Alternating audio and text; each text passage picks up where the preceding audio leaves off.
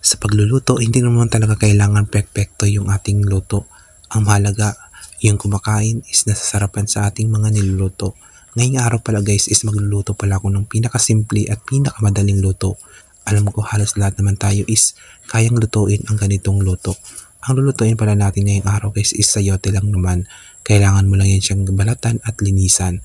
And then mag-prepare ka lang naman ng bawang sibuyas para sa pag-isa. And kung meron kayo dyang hipon o yung maliliit na shrimps, pwede natin yan ilalagay.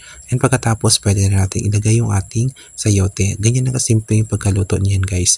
And takpan, lagyan ng konting tubig and pakuluan konti hanggang sa lumambot yung ating sayote.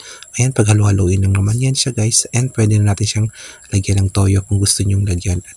At pwede rin hindi. And then bago timplahan. Ganyan na kasimple yung luto guys. Meron ka ng ulam na pwede mong pagsaluhan ng iyong pamilya. Kaya huwag ka magproblema dyan. Thanks for watching.